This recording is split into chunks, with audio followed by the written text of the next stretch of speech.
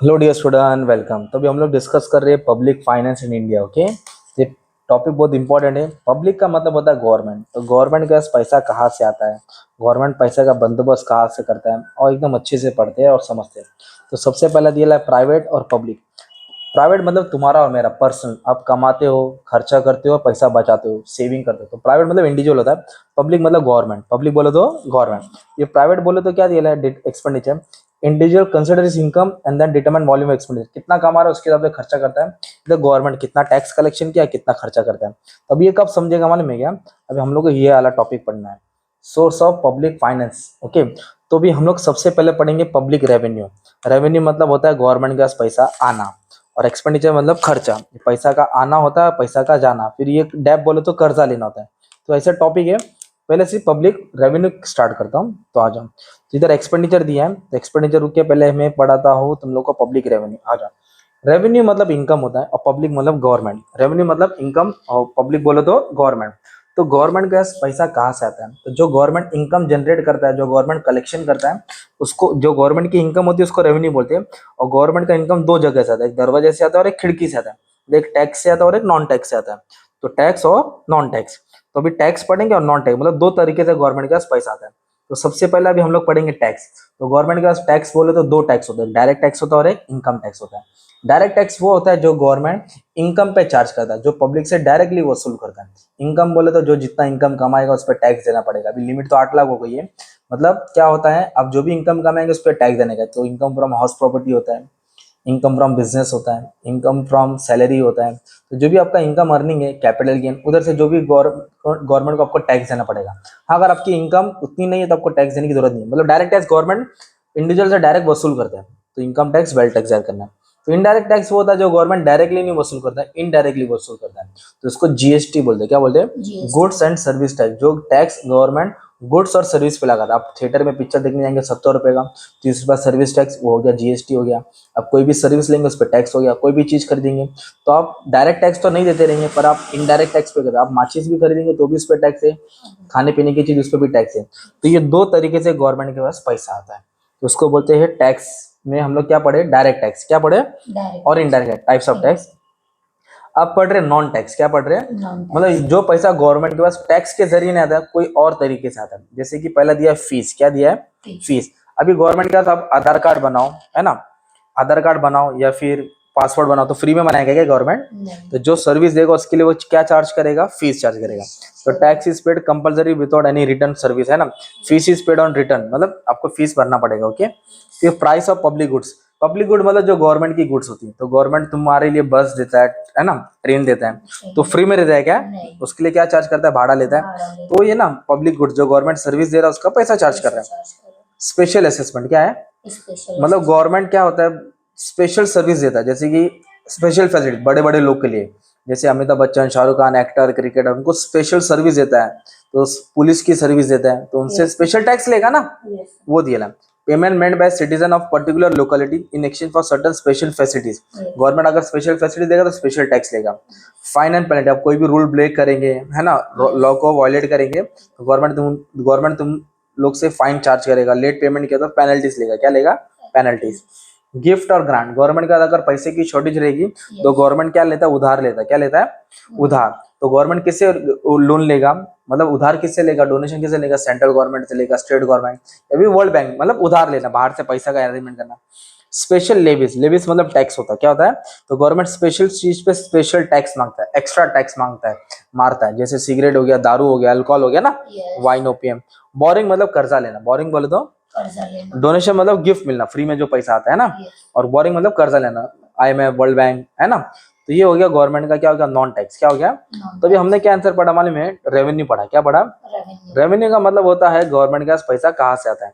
एक आता है टैक्स से और एक आता है, टैक्स भी दो है, डायरेक्ट टैक्स और एक इनडायरेक्ट टैक्स। तो ये हो गया गवर्नमेंट का इनकम। अब हम पढ़ रहे गवर्नमेंट का एक्सपेंडिचर, मतलब गवर्नमेंट का खर्चा। तो गवर्नमेंट का खर्चा मतलब गवर्नमेंट के पास अगर पैसा आता है तो गवर्नमेंट का खर्चा भी होता है।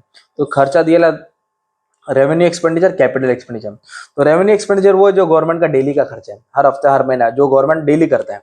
तो जो डे टू डे खर्चा होता है रेवेन्यू एक्सपेंडिचर होता है। और जो गवर्नमेंट कभी कभार खर्चा करता है, बड़ा पैसा लगाता है, बड़ा प्रोजेक्ट बनाता है ना, जैसे मुंबई कोस्टल लाइन बना रहा है, तो बड़ा खर्चा जो एक टाइम खर्चा करता है जिसमें पैसा ज्यादा लगता है उसको बोलते हैं कैपिटल एक्सपेंडिचर। रेवेन्यू बोले तो छोटा मोटा होता है और कैपिटल बोले तो बड़ा। फिर एग्जाम्पल लाने का, रेवेन्यू बोले तो छोटा मोटा में जैसे कि गवर्नमेंट का हिसाब किताब संभालना, गवर्नमेंट को चलाना, सैलरीज देना, पेंशन देना, मेडिकल, पब्लिक हेल्थ। बड़ा बड़ा खर्चा बोलेगा तो जैसे डेवलपमेंट प्रोजेक्ट बनाना, डैम बनाना, रोड है ना, रोड स्ट्रक्चर बनाना। और डेवलपमेंट एक्सपेंडिचर और नॉन डेवलपमेंट एक्सपेंडिचर गवर्नमेंट जिससे कुछ चीज बनाएगा, जैसे एक्सपेंडिचर हेल्थ पे करेगा, एजुकेशन पे करेगा। नॉन डेवलपमेंट मतलब कुछ चीज बनाएगा नहीं, बस जैसे कि कभी अभी इंडिया पाकिस्तान का वॉर हुआ ना, तो हमने डिफेंस को स्ट्रॉन्ग किया, बंदूक, रॉकेट, न्यूक्लियर, तो ये नॉन डेवलपमेंट खर्चा है, ये भी एक टाइप का खर्चा होता है। हो गया पब्लिक एक्सपेंडिचर। क्या पढ़ा अभी हमने? अभी पब्लिक डेब्ट पढ़ेंगे। क्या पढ़ेंगे? रेवेन्यू मतलब पैसा आना, एक्सपेंडिचर मतलब गवर्नमेंट का से पैसा जाना, डेब्ट मतलब कर्जा लेना। डेब्ट बोलो तो गवर्नमेंट के पास जब पैसा का शॉर्टेज होता है तो गवर्नमेंट क्या लेता है? कर्जा लेता है। क्या लेता है? तो गवर्नमेंट कर्जा कहाँ से लेता है? तो डेब्ट मतलब कर्जा होता है। डेब्ट बोलो तो कर्जा। इंटरनल मतलब गवर्नमेंट कर्जा इंडिया के अंदर लेगा, एक्सटर्नल मतलब गवर्नमेंट कर्जा बाहर लेगा। मैंने गवर्नमेंट बोरो फ्रॉम सिटीजन, कहाँ से लेता है? पब्लिक से लेता है, बैंक से लेता है, ये देश के अंदर ही लेता है, उसको बोलते हैं इंटरनल डेब्ट। इंटरनल डेब्ट अंदर का कर्जा। एक्सटर्नल मतलब जो गवर्नमेंट कर्जा बाहर गांव से लेता है, वर्ल्ड बैंक से लेता है, आईएमएफ से लेता है। ओके, ये हो गया तुम्हारा डेब्ट। अब गवर्नमेंट का बजट दिया है, क्या दिया है? बजट। तो गवर्नमेंट के बजट, तो बजट मतलब होता है इनकम और एक्सपेंडिचर। ओके, तो अभी जैसे कि मैं बताता हूँ बजट का मतलब, बता दो बच्चा। ओके सुनो, तो बजट मतलब होता है इनकम और एक्सपेंडिचर, जिससे कि गवर्नमेंट का इनकम है और गवर्नमेंट का एक्सपेंडिचर है। इनकम बोले तो गवर्नमेंट का टैक्स से पैसा आता है, एक्सपेंडिचर बोले तो खर्चा होता है। ओके, तो गवर्नमेंट ने 100 करोड़ कलेक्शन किया और 80 करोड़ खर्चा किया ना, तो बचा कितना? 20 करोड़। तो बजट का मतलब होता है इनकम और एक्सपेंडिचर। क्या होता है? कितना पैसा आ रहा है और कितना पैसा जा रहा है। तो रेवेन्यू बजट जो छोटा मोटा बजट होता है, कैपिटल बोले तो बड़ा बड़ा बजट, छोटा मोटा खर्चे का छोटा मोटा बजट। तो इधर वही बात अपनों को पढ़ने का। ओके, क्या बोला? Revenue budget. क्या बोला? Revenue budget. It consist of receipt मतलब पैसा आ रहा है, and expenditure. Revenue receipt are divided into tax and non tax, जो हमने पढ़ा वो उठा के डालने का। कैपिटल बोलते बड़ा बड़ा पैसा, जो गवर्नमेंट के पास पैसा कभी कभार आता है, कभी आता है कभी कभार। ये छोटा मोटा बजट है और ये बड़ा बड़ा। फिस्कल मतलब होता है टैक्स। ओके, फिस्कल बोले तो मतलब टैक्स का जो कलेक्शन है वो कहाँ खर्चा करेगा, जो पैसा कमाए वो कहाँ खर्चा करेगा। ओके, अभी नेक्स्ट टॉपिक क्या दिया? बजट। क्या दिया है? बजट। तो गवर्नमेंट के पास 3 बजट होता है। ओके, एक होता है बैलेंस बजट, तो पहला अपन पढ़ेंगे, बोलो सरप्लस बजट। क्या होता है? Surplus budget. Deficit budget. Deficit budget. और एक होता है बैलेंस बजट। क्या होता है? एक होता है बैलेंस बजट। तो रेवेन्यू मतलब इनकम होता है, एक्सपेंडिचर बोले तो खर्चा। सरप्लस बजट में रेवेन्यू ज्यादा रहेगा और एक्सपेंडिचर कम रहेगा।